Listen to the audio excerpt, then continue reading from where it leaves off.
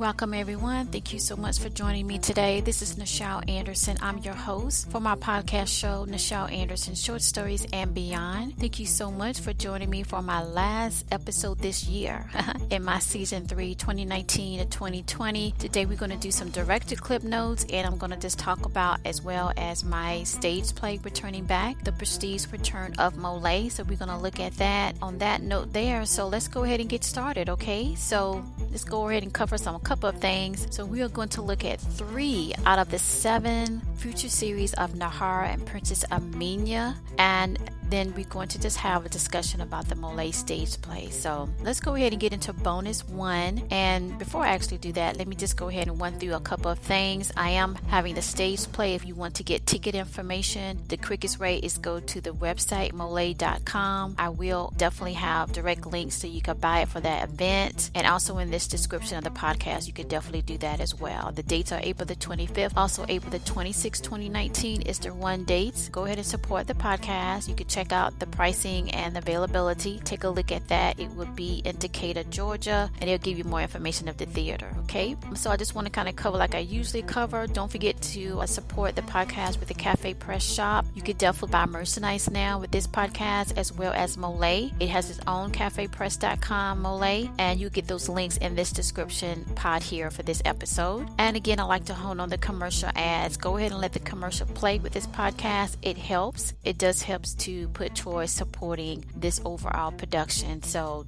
download it, play it, or whatever. Just let it play. Okay, and that definitely will help that. So let's go ahead and do some highlights right quick. Highlights last week was bonus 7, where it was in this moment that we shared since the beginning. If you are following me on the Facebook of MOLIAE, or you haven't, please do. That's facebook.com/MOLIAE, MOLIAE, of course. And there's a pinned, or it was pinned, regarding a statement that just came to me. That was like a couple years ago, and it just came through to write a sentence for it. It's funny how things work, how it was already foreseen for me to do these series, because that particular post was like 3 years ago, at least 3. And it just came to me to write it and upload this photograph, this image, and sure enough, it was in the podcast, the last episode, and that line will be in the play. And it's kind of very, it's all in all how you feel towards someone when you love someone, how you care about someone, and you put it all together, and it kind of blew up. I think it was on different social media platforms of MOLIAE, and it just kind of went wild and crazy. So if you check the Facebook page, you should see that line. So that line was incorporated to bonus 7, and you will hear that line in the stage play. Hopefully you get to come to the stage play. But it all is where Princess Aamina finds out how Nahor has always felt, or when he started feeling that way, and he kind of kept it to himself. So we're going to take a look at that when we get to that directed clip notes. But that's what happened in the last bonus. That was on December the 2nd. Go ahead and check that out. That was also at the cups of where she was leaving. I guess for them, the tradition is that instead of going to college when you're 18 or 19 or what have you, you do it when you reach 12. But that's only after you have completed and succeeded in the commune of leadership and of knowledge. So she did, and that's where she was heading to, and seemed like she would be there for a couple of years. So anyway, that's also the time that she found out about Nahor. So it's a very moving, very, to me, inspiring and lovable type scene. So go ahead and check that out. All right, so let's go ahead and move on. Just right quick, this podcast is a premium podcast. I assume we'll have clip notes as well as still talking about what I'm going to talk about, which is the play. But definitely this is a premium, and I have a setup page on Patreon, and you will get that link to those patrons where you become a patron and support the podcast. That way you will be able to get things back, like different types of levels. And that's where I'm not releasing the whole short.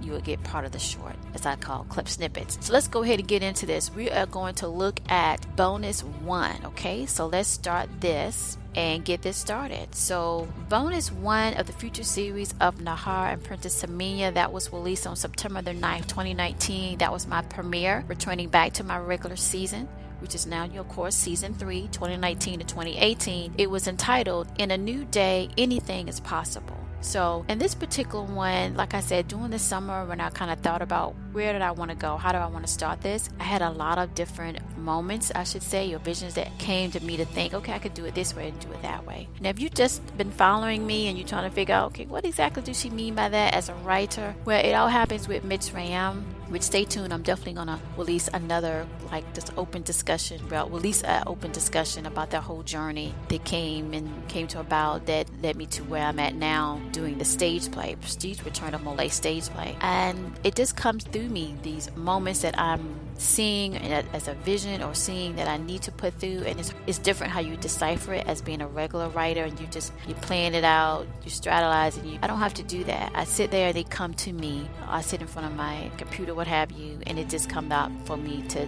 type it up, and then I go back and everything always fit like a puzzle. So it's like remembering memories, right? So in this particular regard, it was so many different images or flashes or moments that I should write about, and I just didn't know. It always works like I just sit and I just start typing, and when I start typing, it just falls into place. And when I first did this scene, I didn't think it really was going to be in the correct order or make sense when I move on, because like I said, I did not write the bonuses up front. I wrote it when I sat down and thought about the title and thought about where do I go from here to there, and it just came through, and just like this. So this is kind of a spiritual journey, still continuing on from the moment that I was moved to write the book Mitzrayim. And so this one came through, and again, I didn't know what, but I just felt that they were young. That kept coming stronger as it was time for me to sit and write this. And sure enough, that's what we see. And then more, if you go forward to bonus 7, that was the moment that Nahor realized and really connected to Princess Aamina and felt the butterfly feeling that people feel, but don't really understand it because they're quite young. And so here he's about, I think 7 or 8, I was describing, and he was looking over this wedge, I said, and he said to her, "There it is. Do not lose sight of them." And I think this was the beginning, the first seed that was planted, where he realized that he could entertain her, he could get her attention, he can influence her, he can satisfy her need to experience different things and not be so structured all the time, being a part of the royal family. And he brought her to this part of the palace, which is in bonus 7, you will see is part of that Asgar room territory. That's where his father have his, like, I guess you could say his office or what have you, but there's different parts of that on that level, and they're not really necessarily hiding out, but he found a way that he could see some people are doing things that has not been talked about in the mystery school of thought. So she's there and she's excited, and he said to her, don't lose sight of them, and now would be the moment, see them forward to there. And he pointed to the right of him by nodding and showing her where to see, and then she gets excited and say, what is that? So they're doing something or moving some things, probably a part of something that later on she would know. But as a young child, of course, not right at that moment, but he's giving her that knowledge and that experience beforehand, what he sees that not most people can get that access to, be able to walk the different levels of the palace and see different things. And she was just moved by that. At any rate, she had to leave because it was school time. And then she also said to him, "I want to see it closer than where we are."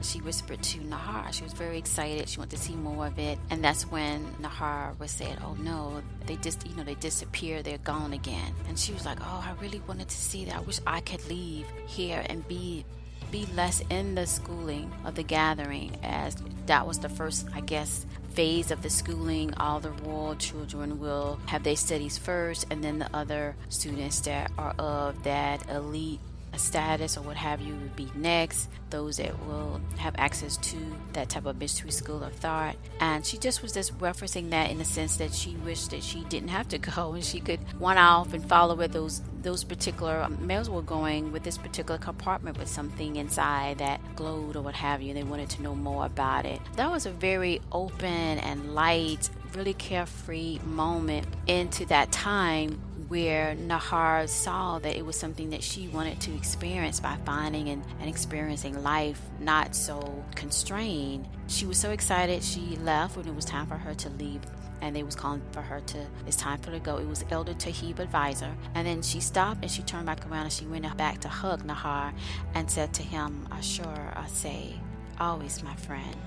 And that just moved him. And it was as if that same moment of him standing on the balcony, which fast forward, it came to me that it was either the same type of balcony in bonus 7 where they have that final talk that they would not see each other for a long time. But in that moment, it's kind of started up. So it was like the seed that was there, and the seed came back in bonus 7 because now they're older. But now she's realizing other things, and it's the same balcony, it's the same moment there. But in this episode, bonus 1, and that's when he beamed with joy and a rush of memories, I said, from the time he could see, from the time he could understand the person he played with, laughed with, up to now. Of another star age, I said, he felt elated and thrilled. So that was the moment, I think, that his feelings changed from a friend to more to what he eventually would come into, or what they were, and blossom like a flower.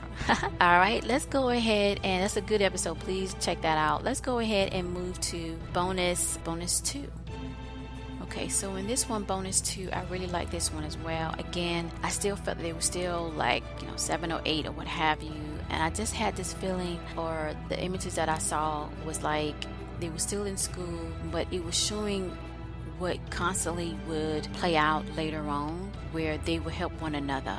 Okay, so definitely on a friendship level. And that would explain when I wrote the book, I felt a very strong relationship. And I very felt that they had each other back. And so in this particular bonus 2 of the future series of Nahor and Princess Aamina, A Moment to Remember, Nahor was assisting the OBS, which is a male and female group of students underneath his father, Ezra. Right? And guess what they had to do was file these different papyrus, the ancient writings, the teachings, the herbs, and what they do, just like as a doctor, what have you, and a scientist working in the laboratory. But nonetheless, and he's there trying to clear his mind because something happened in school earlier. And so you see, I just felt that Princess Aamina would normally do not see one of the worlds come in, but she did with her attendance, and she just kind of stayed away because I guess something happened with Shahan. She just said to him, I wanted to speak with you regarding with great intent of your courage, she said to him. And so we're going to find out more about Shahan. I don't see I'm able to do it anytime soon because of the return of my stage play, but I do feel he's connected with Sanel, which is part of the timeline that I started this podcast before the time of Princess Aamina. Okay, and well, Sanel, Sanel, somehow that's what came up, the feeling. So we're going to delve more into that. So Nahor responded this and said back to her, well, I would have walked across the Natun. I just wanted to be sure if it matters. So it seemed like maybe some type of challenge or something like that Shahan did to Nahor. He felt he didn't have the courage to do it. He didn't felt significant. You're going to find out more what Natun means and what all that signifies. I just have a feeling now, just discussing it, that it's going to go more into leading up to Nahor, where he get in position of getting and knowing these things that are of not necessarily the mystics, but how it connects him to Orion, and how in the book he get access to Orion and get access to those transports. But nonetheless, that's what he said to her, and she came back and she said, Arshay, Shahan is mostly of words that fall short and would challenge till they are fall. She talks about that, and that's when she also said that my father mentioned his genealogy ties to Sanel. So that's going to definitely come up. So now I still feel it's still around during this time where Princess Aamina is on the scene. And of course, fast forward, and when we get to the plays out with other characters, Sanel was not really seen. If anything, he'd probably be said, maybe in a line, but he would not be actually in the stage play. But his connections are there. And so Nahor felt elated. So in this particular bonus, I really liked because they had this conversation. He was hesitant, but she kept encouraging him. And she said to him, she said, Nahor, basically don't think about what Shahan, and both of Shahan, they all the same ages, right? Young or what have you, in school, going to this mystery school of thought in Mitzrayim. But she said to him, my mother often said, our moments of challenges prove how much strength we have to live more bolder than before. And he just felt elated for her to say that, and also impressed and thankful that she even will have a conversation with her father, right? That he's the king, okay, regarding him and Shahan, and how she still felt no matter what he was trying to make everybody feel in front of everybody in school, that would not live up to your name or to be what you're supposed to be just because you would not walk across the tomb. I personally felt that you had the courage to say, not at this time, everything is a certain time. And for her to make that comment regarding what her mother said, he just felt elated and said indeed. And he just felt a encouragement of that from her. Because she didn't have to do it, right? But she made an effort after all the schooling to come to that part of the palace and speak with him. And she was also helping him with the daily work of the Diabs by following the papers, which I thought was very nice. I kept seeing that a lot. So I felt that they did that quite often as time progresses, to be able to connect and to show that even though with her status, she can be able to do other things. I think one of the attendants, I said, came up and wanted to help or do it for her, and she said, no, I got this. And then she also just wanted to have time to spend with Nahor, and that was very special. So definitely check that episode out. That episode was released, I said, in September, okay? September the 23rd, right? Yeah, the 23rd. So let's get to bonus 3. And bonus 3, we have this was released on October the 7th. Bonus 3, what we seek, we shall receive. I really like this one as well. This is very, it sets everything up to me to what's to come in the next 4 bonuses. This is where, in this episode, where Nahor and Princess Aamina again, right, is building up for that moment when they were young, underneath banister looking out, seeing something mysterious and trying to figure out what that is. And he's the one that showed her that to do that. And now here in bonus 3, in this episode, they're in this hiding space near the Askar room, which is part of where his father works at the palace. And Princess Hannah was looking for her, and she comes there and she sees Nahor, and he stands up, and Princess Aamina is silent where they're hiding at, and he walks into the area where she's looking for someone to ask. And then Princess Hannah sees Nahor, and Princess Hannah says, Nahor, I'm seeking my sister, have you seen her? And Nahor, knowing that she can read minds telepathically, he kind of was calm and kind of looked to the side and then looked back up and said, at this moment here, I do not. So he kind of didn't tell the truth, but then kind of he did, because he was saying, at this moment right now, I don't see her. and then Princess Hannah seemed to not read his mind, that standoffness or what have you, and to stand back on that, but trusted Nahor from all the years of knowing and seeing him as a young boy, always playing with her younger sister. So she just told him, if you see her, please let her know that I can only hold off our mother for so long, and that she needs to enter the Niti room, which is the royal stage room, right, of the royals. And so Nahor went back and told her, don't worry, I got to take care of it, and we can go back and just watch this memorable horizon there. And at any rate, they're talking, and Princess Aamina, these are the times that are a treasure. So she's able to take a break from the routine, but also see this beautiful, as we call it, sunrise. And she's enjoying that, and she's seeing different elements that would present themselves in a sense, what we will call a mirage, but she's seeing these dunes, right? Which I don't call it that, but I just felt it was as the sun was rising, the beautiful skyline, but as well, distance of dunes the shape as pyramids that at normal sight you wouldn't be able to see it, but at that position where they were sitting, they could. And Nahor noticed that, and that was something else that he brought to her attention, bring her something new and different that she didn't realize, because when you get in routine, you're just in routine of seeing certain things, and he was showing her other things that you could do, and this was one of them. And so Nahor also said in this bonus, he said to her, soon your commune of leadership in 8 more Kadum cycles at the age of 12.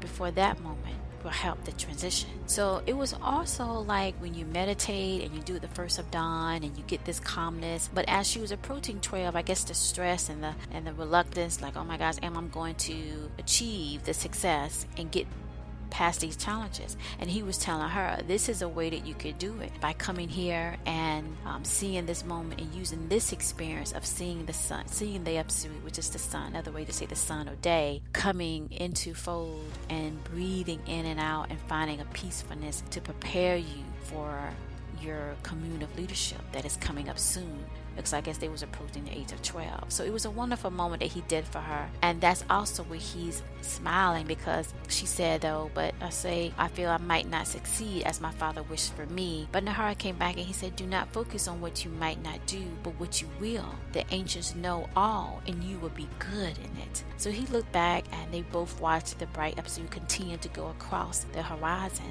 And that's when Princess Aamina spoke. This peacefulness is more freely opening me up to possibilities beyond other moments, right? And she was able to relax and smile. And that's when Nahor spoke and smiled back to her, that there is something I wish to show you that I discovered. It is not here in the palace. we have to go to it. So by then, he already had in his mind, this is how I can hold her attention. This is how I can compete, with anybody at the moment. And I guess he really just got really attached and liked how her emotions was attached to the things that, and how she reacted to the things that he was showing her, and that was new, different, and fresh, or it was ahead of what she probably would eventually maybe find out, or also where she probably would not have found out. It's kind of hard to describe that, but hopefully you get what I'm saying. And that's what she said, very excited to wear her. So he already knew that he was holding a cookie. Yeah, she was eating that cookie because she was happy.